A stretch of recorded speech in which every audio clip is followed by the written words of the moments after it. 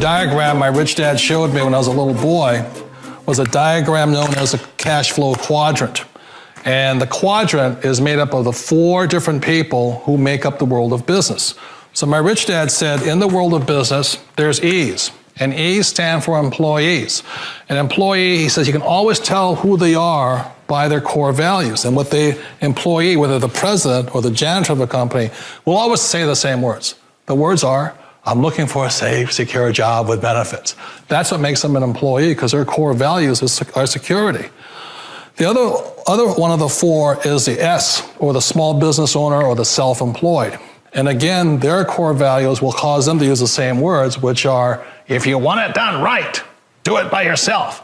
S means they're also solo. They're generally one-person act, or they operate by themselves. On the right side of the quadrant are the B's. And what Rich Dad said the B stood for was big business, or like Bill Gates.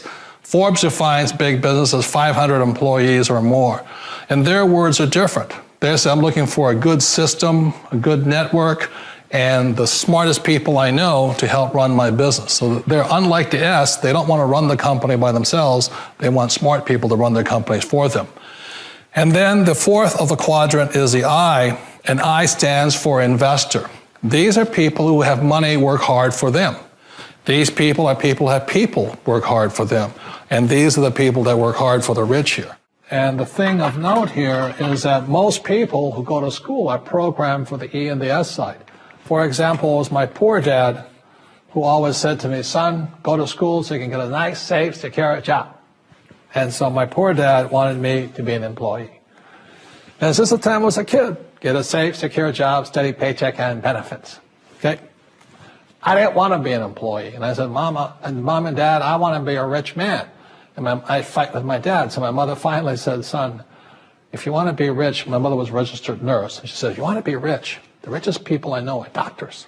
So my mom wanted me to come over here, be a specialist or a small business person. I said, there's only one problem with that, Mom.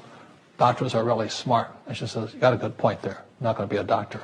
So I went to school. I have a Bachelor of Science degree. I can drive ships and I can fly planes. I flew for the Marine Corps. But I've never used any of that education because I wanted to become a business owner. So it was my rich dad who basically said to me, become a business owner and learn to be a professional investor.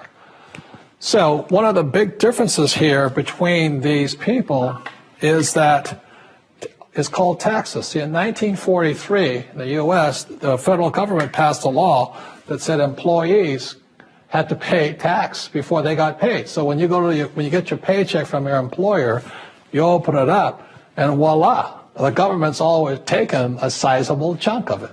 And the harder you work and the more money you make, the more money they take from you.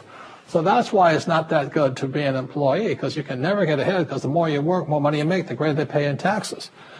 Now, the doctors and lawyers and attorneys, accountants were all laughing, saying, oh, these guys, they're getting paying a lot of taxes. So naturally, the federal government changed the laws again. So in 1986 in the U.S., a thing called the 86 Tax Reform Act, and it basically took a lot of the benefits away from people who are self-employed, small business, doctors, and lawyers. So today in America, unfortunately, these guys pay the highest percentage in taxes. It is tragic. And a lot of people think they're investors, but what they're really doing is they're just giving their money to people like mutual funds, companies, and all that. So they're investing, but they're not really investors. See, the big tax breaks are on this side. The laws are pretty tight here, but this area is very, very gray. So by being a business owner on the right-hand side of the quadrant, you can make a lot more money and pay a smaller percentage of taxes legally. And the key word is legally. In the investor quadrant, it is possible to make millions of dollars and pay 0% taxes legally. And so it was my rich dad who said to me, he says, Robert, if you really want to be rich, learn to build businesses. It made more sense to him to work hard to build a business, something you owned and something you could pass on for generation to generation to your kids. Whereas my poor dad said work hard, but my rich dad said, why would you work hard for something you'll never own and you can get fired from right away? Again, that was the difference in values. So my rich dad suggested I learn how to be a business owner and learn how to be and investor. And that's one of the big differences. On this side of the quadrant, these people here work for security. They work for money also. On this side over here, their key value that they want is they want freedom. They don't want to have to work at a job anymore. They don't want to have to work for the rest of their lives. So one of the beauties of business for the 21st century is it allows people to make the transition from the E and the S side to the B side especially. And so you can become a big business owner. And the difference between an S and a B, small business and big business, is most of these guys can't quit working. Most small business owners, if they stop working for more than a month, the business collapses. You know, they don't really have a business. Most of these people own a job. So the beauty of business for the 21st century, it allows these people to make the transition to the B side so that you don't have to keep working hard for money, and the money can actually come in passively. Then once you have your business up and running, then I always recommend you then begin investing with your excess cash, paying less and less in taxes. And that's the reason the rich are getting richer.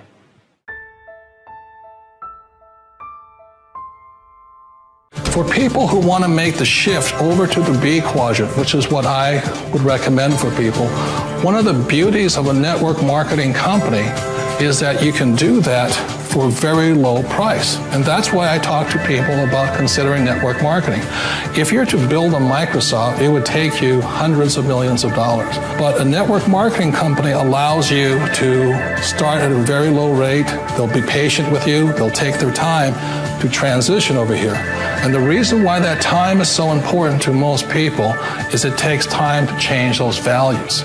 And the most important thing is once you take the time, let's say it takes 1 year, 2 years, 5 years, whatever time it takes, once you see the value or the core values of this side and this side, you're unstoppable. Today, I would never go back and get a job. Why should I? I'd rather stay on this side, build companies, pay less taxes, and make more money. But the key is a person needs to change the values from my poor dad to the values of my rich dad. One of the challenges of being self-employed is that you're your own boss. You're the solo act. Like in the S quadrant, you're the individual. You do it on your own. Whereas in the B quadrant, you're a team player. You have to depend upon your team and count on your team. So the problem with being an S is that, let's say you're in a traffic accident, there goes your income. And let's say you get older and you haven't set enough money aside to retire on, that means you'll probably have to work for the rest of your life because you don't have anybody else to fall back on, not a team to count on. So one of the problems with the S, although most people say it's most satisfying of all work, it is a solo act, and you're totally on your own. Personally, I'd rather be a member of a team if they can count on me and I can count on them.